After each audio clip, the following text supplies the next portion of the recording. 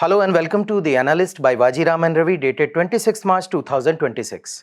We have taken important news from Indian Express and the Hindu newspaper and have segregated our discussion into two parts, that is analysis and prelims pointer.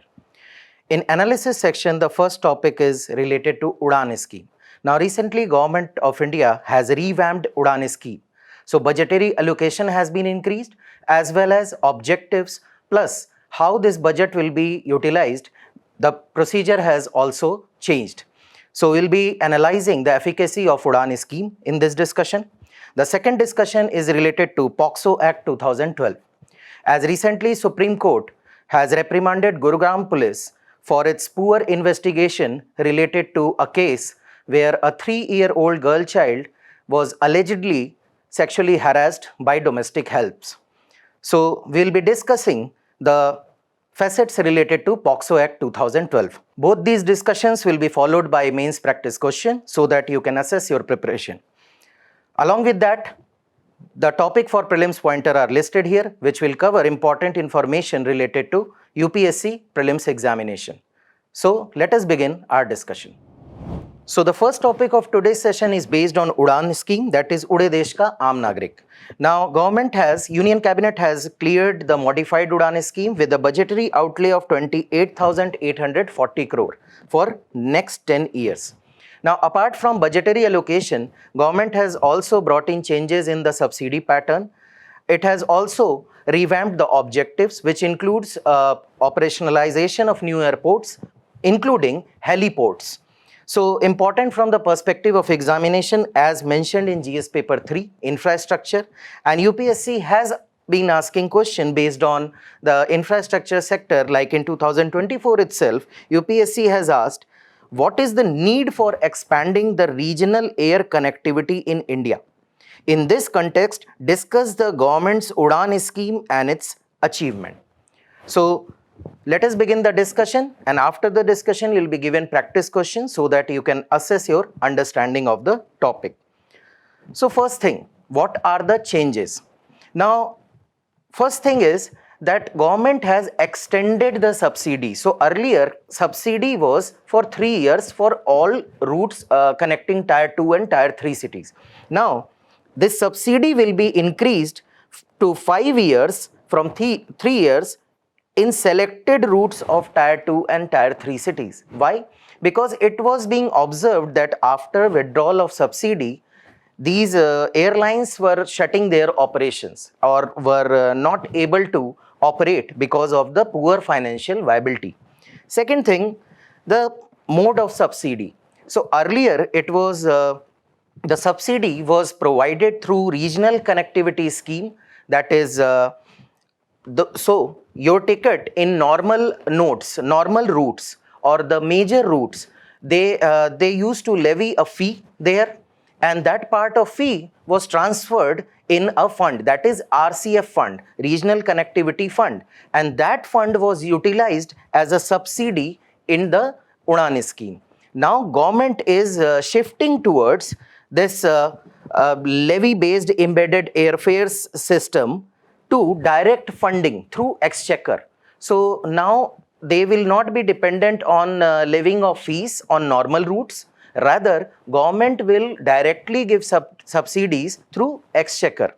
Next thing is the viability gap funding. So in last 10 years that we will see in the discussion, financial outlay, the disbursement, if you will see, it was around 5,000 crore in last 10 years. But government has increased it to 10,000 crore. Now what is viability gap funding? All kind of subsidies that are being given so that these operations become economically viable, because you need to cap the fees. The main agenda is to connect farland or areas which are not well connected, or to make people of tier 2, tier 3 cities able to travel, to have air travel. This was the main agenda.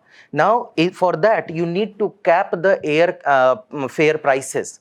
In order to cap that price, which is 2,500 per hour, government has to provide some subsidy, because an airline which is operating will face some operational cost. So that difference of operational cost versus what they have got the revenue will be paid through these funding, these subsidies. Apart from that, airlines have been provided with waiver in the airport charges, that is handling and parking charges. Apart from that, there was a reduced rate of GST on airfares. There was reduced rate on duty on turbine fuel, aviation turbine fuel. So all these subsidies were provided so that airlines will be motivated and encouraged to invest into connecting to tier 2 and tier 3 cities. Now this fund has been raised. Apart from that, 100 new airports will be developed, and average cost will be allocated around 100 crore per airport, and accordingly 12,159 crore has been allocated to this part. Apart from that, helicopter and remote connectivity will be focused more, so that remote areas will be connected, and helicopter for maintaining and developing a heliport is much easier than developing a full-fledged airport, and it will help in immediate connectivity, plus it will be cheaper when compared to full-fledged airport or the jetliners that we are using. So this UDAN scheme, when the idea came in, so the first thing was the National Civil Aviation Policy, that is 2016. It recognized one thing, that is regional connectivity as a factor of growth multiplier. So this policy identified that regional connectivity through air travel can act as a growth multiplier, and according to this policy, this UDAN scheme was launched. The main aim to provide air travel affordable and widespread, especially for tier 2 and tier 3 cities and regions with poor or no air connectivity. So with this scheme was brought in. Now these are the changes. But we have to think about why UDAN scheme, because before UDAN scheme, before 2016, air travel was present, airlines were present. But what was the need? Why government identified that regional connectivity, though we know that any kind of connectivity is always provide impetus to growth. But why regional connectivity through air? Why was the case for air travel? So the first reason was the skewed nature of air connectivity.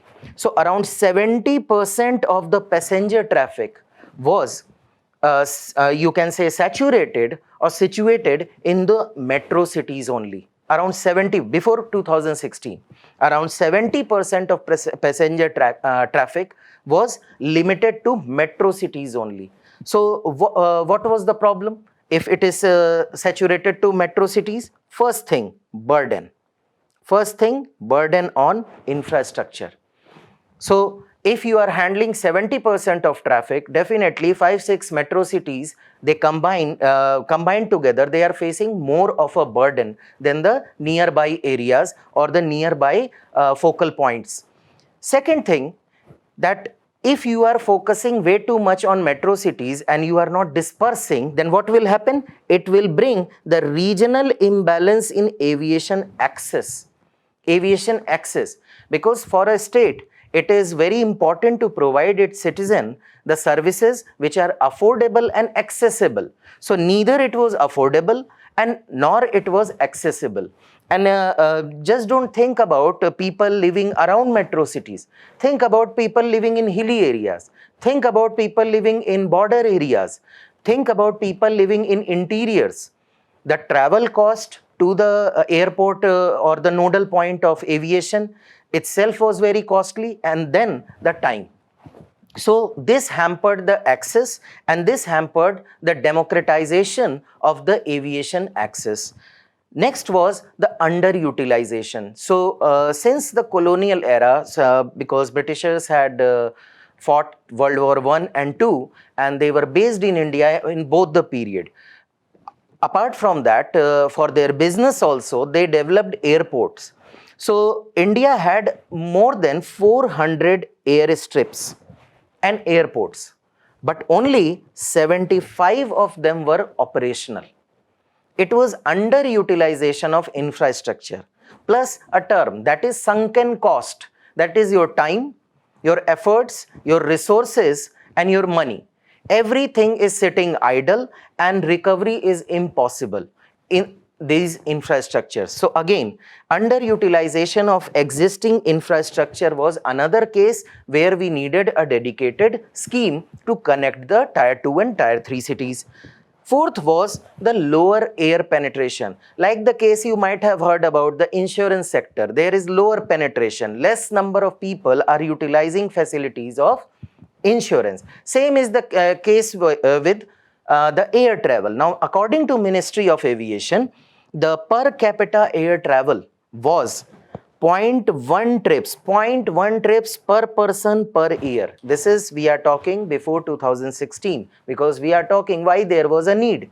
So low air penetration, this low per capita travel, if you will compare it, let's say USA, it was more than 2 way back in 2016, while India was having 0.1, not even 1.1.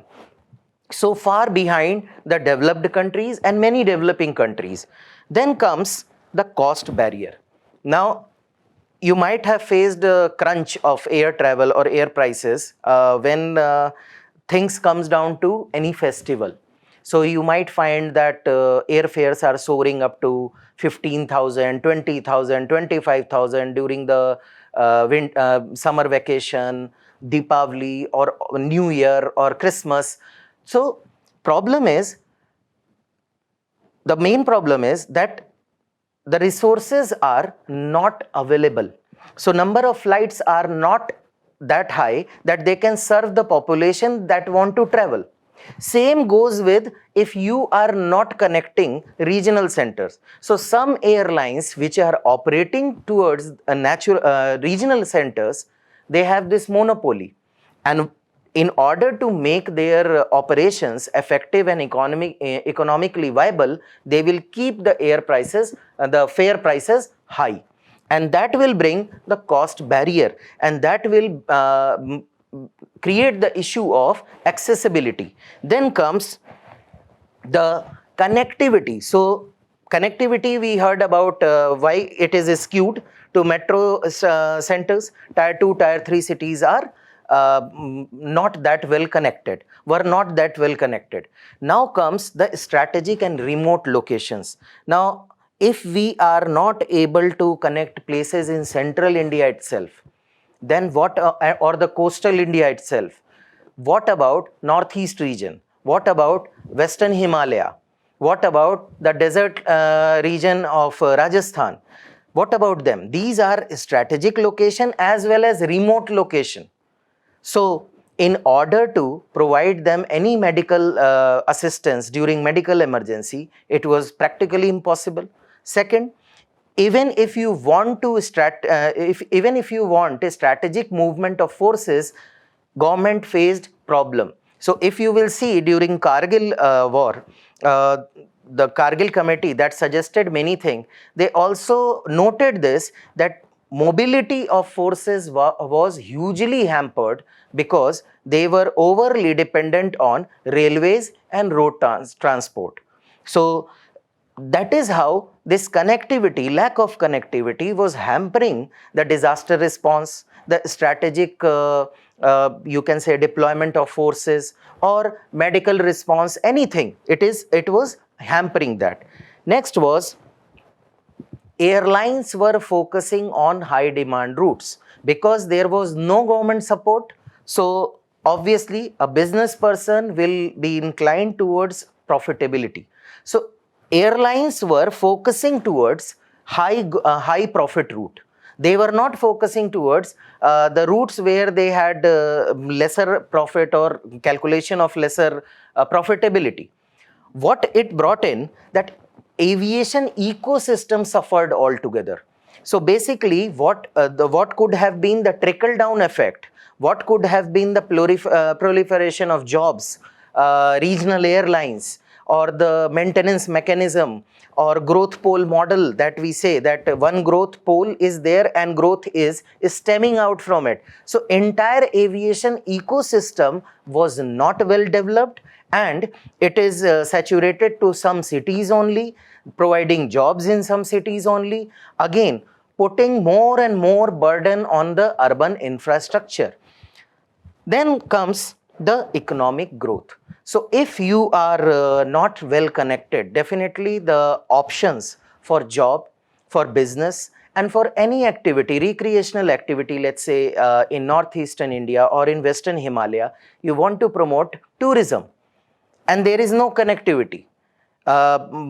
Roads were poor because of the terrain, and you don't have connectivity through airlines. So what was happening? The true potential of these areas were not realized, and that was hampering the regional economic growth. Next come the multimodal transport imbalance that we were discussing about the deployment of troops. So due to absence of air transport, what was happening? The transport was overly dependent on the rail and road network. And if you will consider the remote area, the rail network was also not very good. So entire burden was shifted to road infrastructure, which was not that efficient just because of remoteness of the locations and terrain. So altogether, this multimodal transport was itself in jeopardy and was facing difficulty as well as imbalance. Whatever was there was tilted towards road transport. So if you can see, when UDAN scheme came, so the challenges were the objective. Challenges became objective. So regional connectivity, air travel affordability, tourism promotion, employment opportunity, socio-economic integration with other parts, and encouragement of private participation, that is PPP model, and investment through private firms who are ready to invest in connecting these routes and utilizing the government subsidies. Now, UDAN scheme came with these intention. How did it perform? It performed very well. As you can see, 649 routes were operationalized, 93 airports were connected, 15 heliports were connected, and 2 water aerodromes were also connected. Around 1.5 crore passengers used this service, around 3.23 lakh flight conducted, and 4,300 crore viability gap funding was disbursed. Apart from that, expanded connectivity in Northeast, coverage in central India, and inclusion of coastal and island region was done.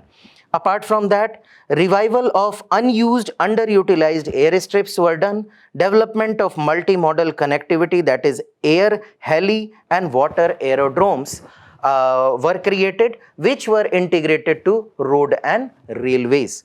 But all of this, why there was a need for revamp, why we wanted to revamp? One reason was if something is performing well, because UDAN scheme received PM Excellence Award in 2020 also. So yes, it was performing very well, but there were some loopholes, as has been highlighted by various state governments.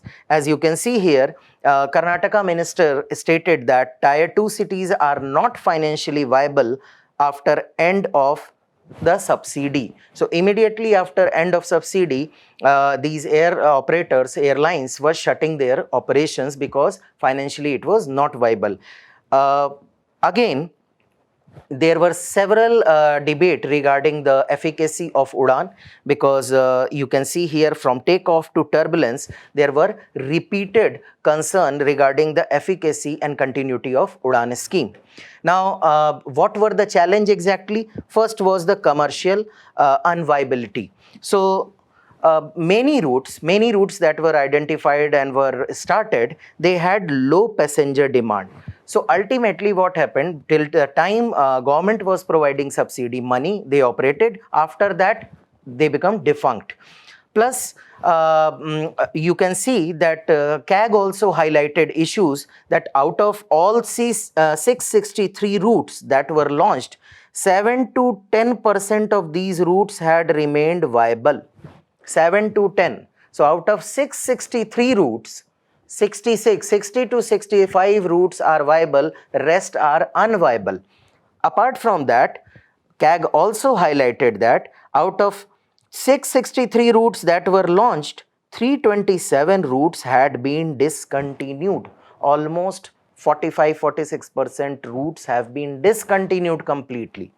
Apart from that, 15 of the 95 airports which were revived under the scheme have also fallen into disuse. Recently, the debate over the Kushinagar airport in Uttar Pradesh was in news, which was aimed to cater the Buddhist circuit, but again, miserably it has fallen into disuse, and it was promoted under the UDAN scheme itself. The second constraint was related to airlines. Now these airlines which are investing in these routes, these or the regional connectivity, they are not that big, so they have this limited fleet size which cannot compete with big carriers, and they cannot compete with, or they cannot serve entirely to these areas. So they apart from that, rising fuel prices and other operational charges that is increasing day by day. Despite the subsidy, till subsidy it is fine, but after the subsidy, the financial stress and operational discontinuity is observed after the withdrawal of subsidy because of the small size of these airlines. So first was commercial unviability, second is airline constraint, third is infrastructural issues. Now recently you might have heard about the unfortunate accident of Deputy CM of Maharashtra at Baramati airport. What happened there? There were no instrument, ATC was not present, it was visual landing and based on local reportings. So most of the airports, they have this inadequacy in terms of facilities. So nighttime landing is practically unavailable, refueling facilities are unavailable, and ATC towers are unavailable. So they are dependent on the nearest ATC tower, and after that zone, they are dependent on visual flight paths, or visual flight SOPs. So this is again a problem, underutilization of resources, only a small window you get to operate flight there, which may not be aligning with the timing that customer will prefer or the airline will prefer. Then the momentum itself was declining. So in financial year of 2025-26, according to ministry data, 4 new airport operationalized. Only 4 new airports were operationalized. So again, a decline in momentum just in 10 years. So obviously when you have multiple airports, this decline will come, but this is the lowest pace, and it has reached the lowest mark in just 10 years. That is concerning. Then the policy design issue. Now we have talked about how airlines are vying or bidding for profitable routes. Now in the UDAN scheme also, the routes are allocated through bidding. So the common sense says that airlines must be bidding for the profitable routes. So again, you are back to full square. Again, you are coming back to the original point. Again, airlines are bidding for financially viable routes only. And what was the problem? That this market-driven model created uneven success. So in some area you find that okay, regional connectivity came in, it is operating well, while some areas are still disconnected or very poorly connected. Apart from that, the demand estimation that is being done by agencies, that what kind of demand this route will provide, what kind of viability this route will provide, is inaccurate, is not based on scientific data. That is another issue. So that is why the UDAN scheme came under serious scrutiny, and challenges came in, and that is why subsidy has been raised from 3 to 5 years so that airline can develop and establish themselves. Plus budgetary allocation has been improved. More airports are being created so that airline can explore better routes, better viability, and this outlay overall model has been revamped. What else need to be done? The first thing is the planning should be demand driven. It should be scientific data that should be deciding which route we are going to operate or we are going to allocate, and tourism potential should be incorporated at priority.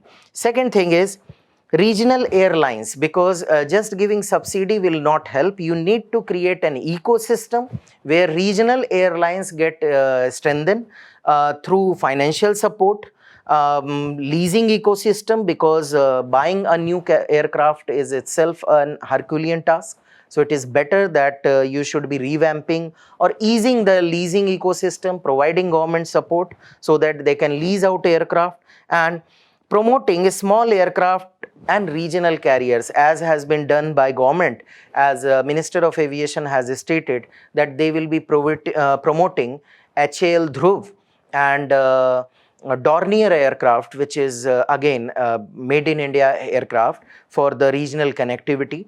So giving push to Atmanirbhar Bharat as well as made in India for India. Moving forward, infrastructure upgradation. Obviously, you need to provide night landing facilities, at least ATC control or modern equipment to record weather and landing precision vitals should be provided to airlines, and that should be done at the priority.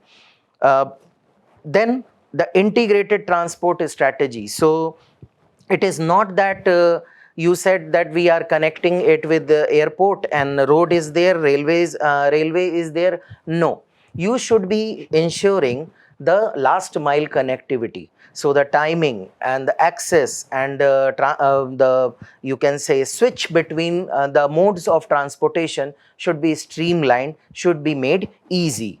Then niche segment like tourism circle and spiritual ecotourism circles should be developed, and accordingly they should be promoted and they should be made financially viable or attractive for the consumers. Next is the viability model. So withdrawing subsidy altogether randomly, or you can say after 3 years, a fixed period of time should be given away, and gradual subsidy withdrawal should be practiced. Apart from that, cargo logistic should also be promoted for the diversification. It should not be solely dependent on the passenger traffic. So based on this, this is your practice question, that regional air connectivity is crucial for inclusive growth in India. Evaluate the role of the UDAN scheme in addressing regional imbalances. A 250-word answer has to be written. Apart from that, you can also try to attempt the PYQ. What is the need for expanding the regional air connectivity in India? In this context, discuss the government's UDAN scheme and its achievement. Again, a 250-word question. So try to attempt this question so that you can assess your understanding. The next topic of discussion is based on this news article, where Supreme Court has set up a special investigation team, that is SIT, comprising 3 senior IPS officers, women IPS officers, to investigate an alleged rape of 3-year-old child in Gurugram. So what was the case?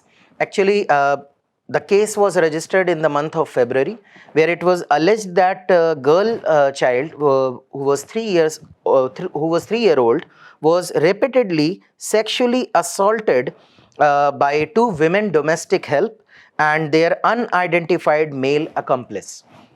Now, Supreme Court has said that Supreme Court has described the handling of the case by Gurugram Police and Child Welfare Committee as shameful and insensitive. Now, important from the perspective of GS paper 2, that is social justice, the mechanism laws constituted for protection and betterment of these vulnerable sections. So what we will be covering? We will be covering background of POCSO Act, and we will be covering the salient features, we will be covering challenges and way forward. So let us begin the discussion. Now, the background of POCSO Act starts way before 2012 when it came into picture. The act came into picture in 2012. Before that, there was no separate law. There was no separate law to deal with child sexual abuse. So, how it was being dealt? It was being dealt through various sections of IPC. Then what was the problem? Problem was that IPC sections were fragmented and gender specific, mainly focusing on female. So let's say section 354, in many cases it was invoked. It is related to assault on women with an intention to harm the modesty of women.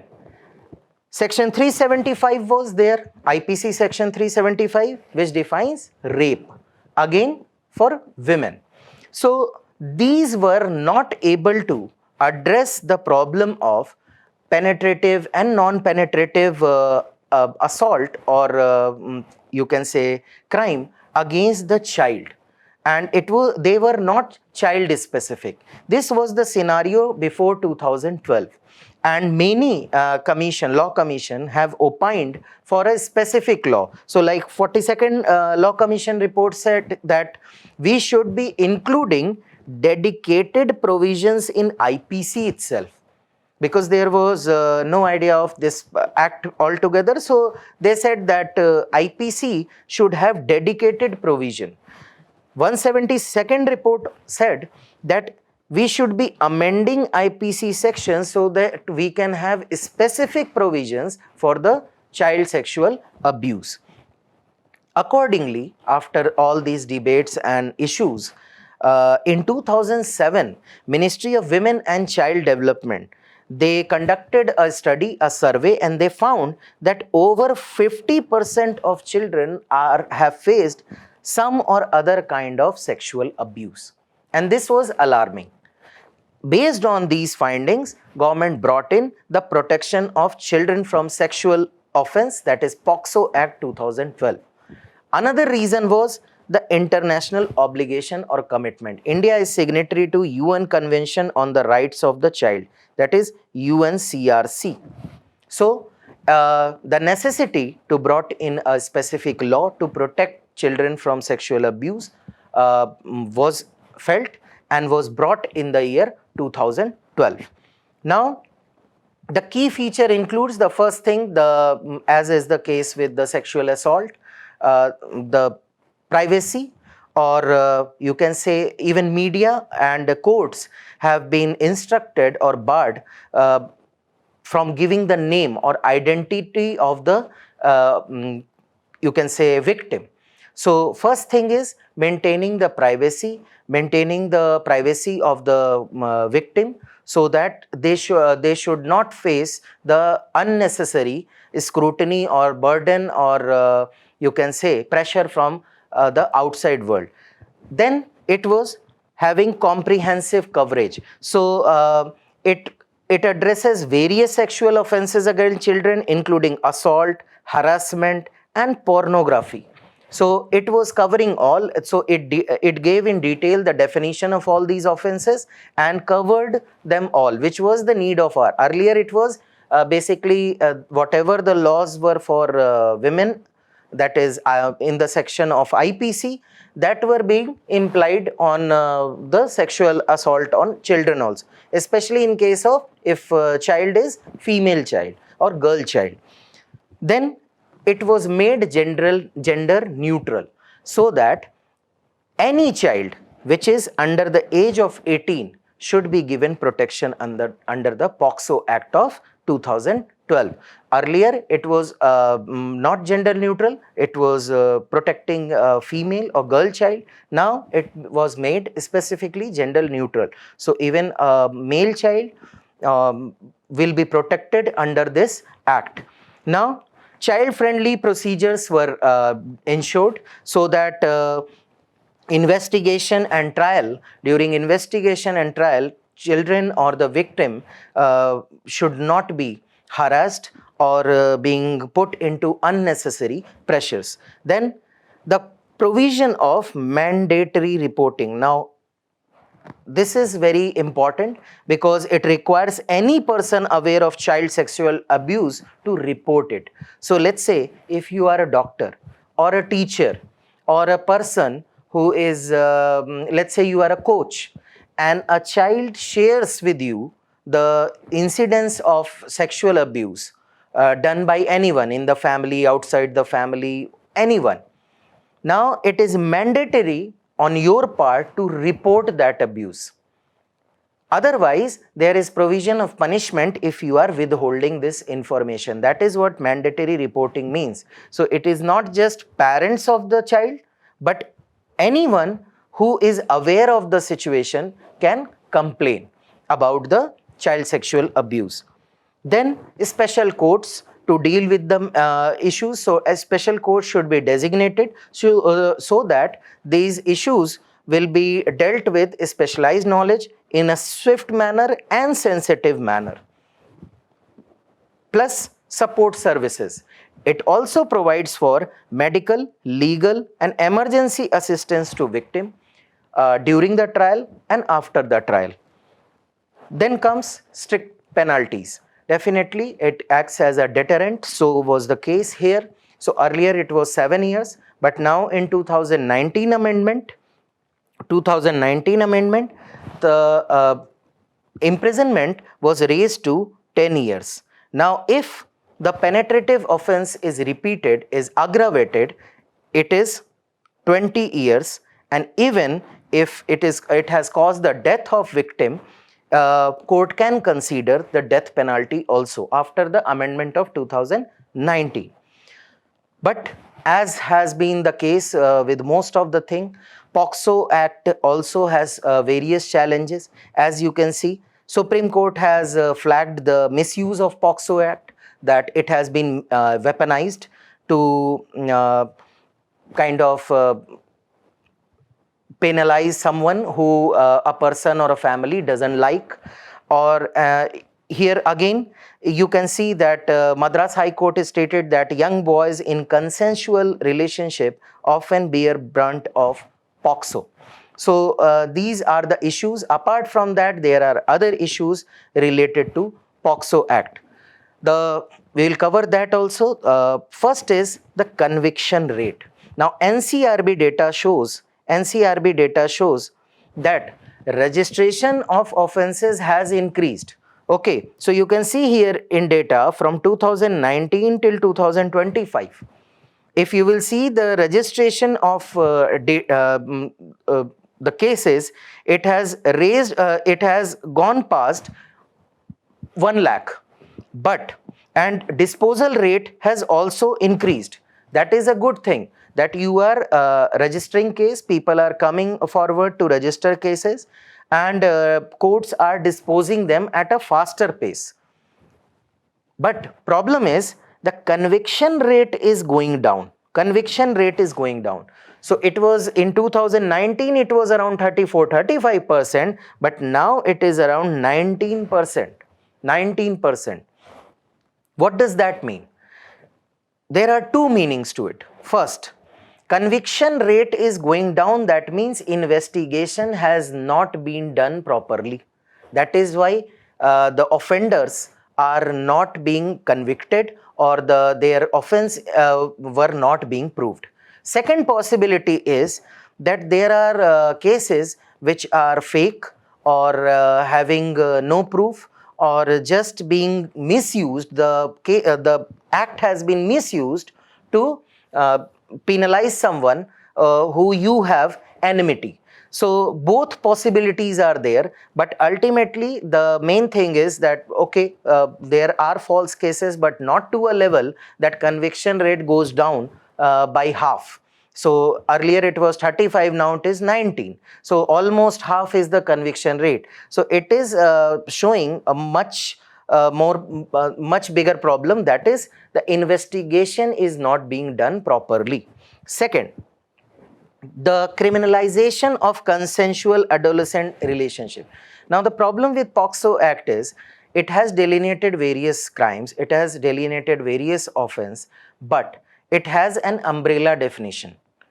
Any offense that has been done against any children will be considered as a criminal offense. Now, there are, because in teenage, many people are there in a consensual relationship. Now, if complaint is filed, as you can see, as you can understand that why Supreme Court and Madras High Court is saying that they have weaponized, families have weaponized this act to prosecute someone who they don't like or who they have problem with. So what is happening, even in consensual relationship, if family is not agreeing, they will put a POCSO Act case. So there is no differentiation between the definition between what is consensual and what is not. That is again a problem. Then comes the implementation gap. So acts asked for recognition or appointment of a special court, designation of a special court, but many states are lagging. Even if they are not lagging, the pendency is very high. As you can see, here is the data of various states, again a data from NCRB, which highlights how many cases are pending. More than 1 lakh cases are pending in various states. If you will combine them, more than 1 lakh cases are pending. So, defeating the very concept of a speedy and timely trial. Then comes lack of trained personnel, as has been highlighted in the headline itself, that it is shameful and insensitive, because there are many stakeholders, and this experience of a victim who is facing some untrained personnel, some insensitive questioning or insensitive behavior may affect the overall psychology of a child. Then comes the social stigma and underreporting. Just recall the mandatory provision. Now, many people, this mandatory provision has become counterproductive. Why? Because let's say if someone is a medical professional, a child shares his or her trauma with him or her. So with that medical professional now lies the responsibility to notify the authority that this child is sexually assaulted or molested. Now, with this mandatory provision, these people are many people, they don't want to get into legal procedures. So this is proving to be counterproductive. They are underreporting just because who will go into the police and court, who will face this shame, and who will face the scrutiny of the society. So this mandatory provision is proving counterproductive, and people are hiding the information just in a want that they don't want to get into trouble of others. Then comes another thing is, let's say if a child is sharing the problem with someone, there is confidentiality because they trust you, they believe you, and now you have complained. Now this trust is gone, and we are talking about a child mind, and then in future course of action they will not be sharing anything. So both from the victim perspective and from perspective of a person who is supposed to report, this particular rule, or you can say provision, is proving counterproductive. Next come the digital threats. Now digital threats like online grooming, where an adult connects with a child and eventually they trap them, they kind of brainwash them into with an intention to have sexual gains. And child pornography. Now digital arena is something where most of the laws of our land are lacking, because there is one umbrella law, IT Act, and we are dealing everything through that lens only. So again, the technological adaptability of the law is missing. Then compensation. So compensation provision is there, but it is very complex and very lengthy. So interim compensation during the trial and the final compensation, both are very complex, and often in most of the cases they are found delayed or inadequate. So lastly, as the case with many of the laws in India, there is lack of awareness. Now many studies have highlighted that only 30 to 35% of population is aware about presence and provision of POCSO Act. So what could be the possible way forward? First thing is the context sensitive application. So you need to differentiate between the exploitative abuse and consensual adolescent relationship. So you need to avoid over criminalization. Second thing, that institutional capacity has to be improved. That is, number of special courts, fast track mechanism, police personnel, prosecutor and judicial personnel, members of judiciary should be sensitized. Then victim centric approach should be there. So psychological counseling, eyewitness protection, and develop the child friendly infrastructure should be developed. Apart from that, we need to provide awareness and social change through the urban local bodies, through schools. We can utilize parent teacher meet, we can utilize some clubs, we can utilize some NGOs, so that awareness should be improved. Then the cyber crime, issue of cyber crime. So we need to increase the surveillance, strengthen the digital surveillance, and we need to improve the coordination with IT laws and enforcement agencies. Now, most importantly, to improve the conviction rate, it is required to back the investigation with forensic support. The scientific forensic reports and methodologies of investigation will help in improving the conviction rate. Now, based on this is your practice question, that the POCSO Act marks a shift towards a child-centric justice system, yet implementation gaps persist. Analyze. 15 marker to 50 word answer. Try to write it to assess your understanding.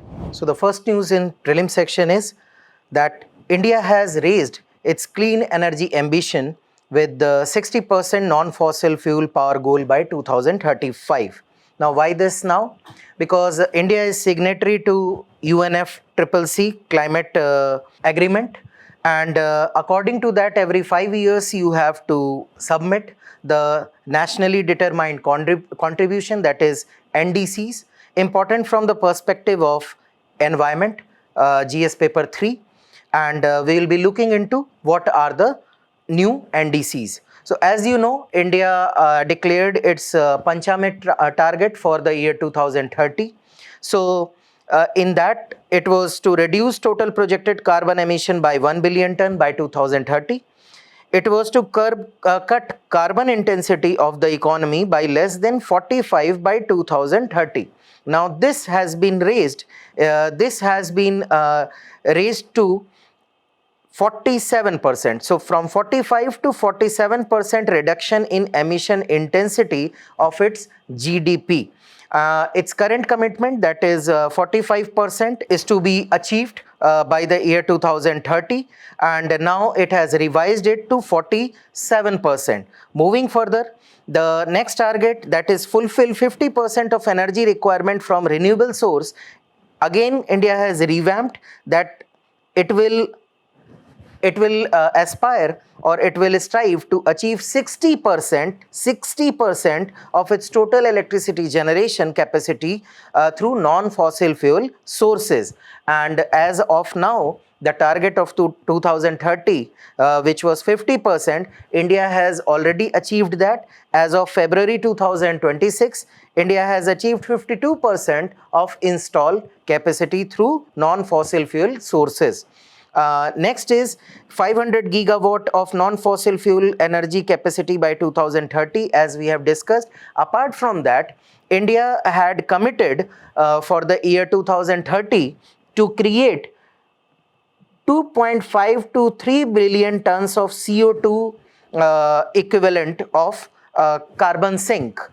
which India is on a right track to achieve this target also, because in 2021 itself, it has achieved a 2.3 billion ton of carbon sink. But now India has revised it for the 2025 and it has raised the target to 3.5 to 4 billion. So three changes: 60% through renewable energy, and 47% of carbon intensity, plus 3.5 to 4 billion ton of CO2 equivalent sink India has promised. So this is the table which includes the three revised goals for India for the year 2035. The next is related to resignation of two members of NCTP, that is National Council for Transgender Person. So now, as you know, the Rajya Sabha has passed the bill related to the transgender person protection of rights amendment bill, and in a protest, two members of this committee, this council, have given their resignation. This is an statutory body, hence important from the perspective of UPSC. What is it? It is a statutory body which was created under the Transgender Person Protection of Right Act 2019. The main function is to monitor and evaluate the implementation of the act itself, plus making recommendations to the government on measures to promote, protect the rights of transgender person.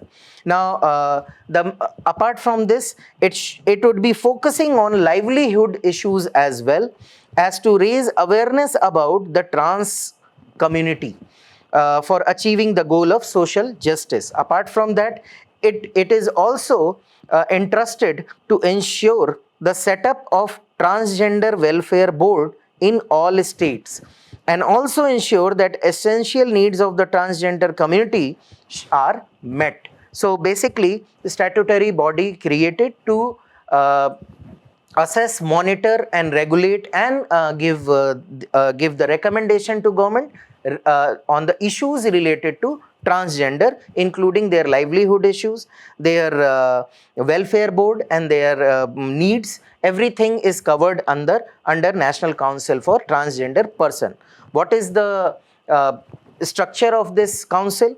The chairperson is Minister of Social Justice and Empowerment, Union Minister of Social Justice and Empowerment. Vice chairperson, again ex officio member, who is Minister of State for Social Justice and Empowerment. Apart from that, there would be representation from central government. Who will be representing? 10 central department will be representing as a member, and they will be joint secretary level officials from ministries of health, home, minority affairs, education, rural development, labor and law.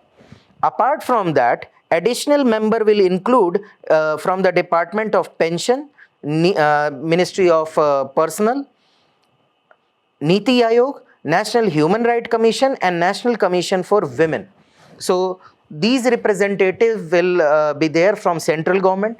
From states, there would be rotational basis. So 5 states will be taken up on a rotation basis: East, West, North, South and Northeast. Each state will give one representation and it would be on rotational basis. From transgender community representation, 5 members of transgender community from these states, that is East, West, North, South and Northeast region. So 5 members of transgender community will also be there, and these members who have resigned from the council are member of this transgender community representation only. So that was important from the perspective of examination. The next news article is related to Cauvery Basin. So IIT Gandhinagar has highlighted in its study that though every river is going to face the water, you can say, surplus due to global warming, glacial melting would be there, so you can expect surplus water. But contrary to this, Cauvery Basin is going to face potential near-term decline of approximately 3.5% of its water between 2026 and 2050. So this is what the highlight of this study, and important from the perspective of environment. And Cauvery is very important river from the terms of drainage and interstate water dispute also, because it drains through Karnataka, Kerala, Tamil Nadu, and drainage basin also includes the Union Territory of Puducherry. And share of water of Cauvery river has been a contentious issue among these states. Various violent protests and skirmishes have been witnessed in past. So again, this scarcity of water is going to make matter worse. So we are looking at the facts related to Cauvery river. Origin is at Tal Cauvery in Brahmagiri Hills in Western Ghat, located in Kodagu district of Karnataka. Major the basin state include Karnataka, Tamil Nadu, Kerala and UT of Puducherry. Major tributaries, the left bank tributaries are Harangi, Hemavati, Simsha and Akravati, while the right bank tributaries are Lakshman Tirtha, Kabbini, Bhavani, Noyal and Amravati river. It drains into Bay of Bengal, forming a spectacular delta which is very fertile and which makes the area of Tamil Nadu the rice bowl, and very fertile area of Cauvery delta is there. Apart from this, there are major dams located on Cauvery river, including Krishna Raj Sagar Dam in Karnataka, Mettur in Tamil Nadu, Cauvery Delta system in Tamil Nadu, which is an irrigation network, Lower Bhavani project in Tamil Nadu, Hemavati project in Karnataka, Harangi project in Karnataka and Kabini project in Karnataka and Kerala. So multiple reservoirs have been built, and that shows the importance from the perspective of irrigation in all these three states, Karnataka, Kerala and Tamil Nadu. And you can expect that what kind of effect it will bring once the water level will decline or the flow level will decline. The next news article is related to conflict between Cambodia and Thailand. Now this conflict has ceased to exist, but the effect of conflict is still visible, and one of the most prominent is a 1,000-year-old Shiva temple, which was recognized as UNESCO World Heritage Site in the year 2008, was also damaged during this skirmish, during this conflict between two countries. Now this conflict was related to control of temple of Priya Vihar, but this temple is separate from Priya Vihar, and since this area is again in news, as is the case with West Asia, so we'll be taking up the map location or the places in from the perspective of places in news. So if you can see the location in Southeast Asia, you can see Cambodia here bordering Vietnam, Laos and Thailand and opening towards Gulf of Thailand. Cambodia does not have access to South China Sea, if you can see here, while Thailand, which is the next party of this conflict, shares its border with Myanmar, Laos, Cambodia, Myanmar, Laos and Cambodia, and again opening towards the Gulf of Thailand. So again this is regarding the map location. Another important feature is Mekong River, which rises in the Tibetan Plateau and one of the longest river in Asia, and travels through China and enters at the tri-junction here, which is a tri-junction between Myanmar, China and Laos. Again it makes a tri-junction between Myanmar, Laos and Thailand here, and then it flows as a boundary river of Laos and Thailand, entering into Cambodia, and then lastly in the southeast corner it enters Vietnam and drains into South China Sea. The location, that is Priya Vihar temple, is located here sharing the border between Cambodia and Thailand and near to Laos. Why we have taken this area? Because lastly in 2014 UPSC has asked question where it asked to align or arrange the capital cities of South Asian countries, because ASEAN summit was scheduled. So that is why again flipping through these locations where again conflict is there becomes important. Try to solve this question and let us know your answer in the comment box. The next news article is related to the QS World Varsity Ranking. Now, this is not university ranking, as you know. Cauvery Cements, they provide QS ranking of world universities, one of the most prestigious ranking, and every year it makes headline.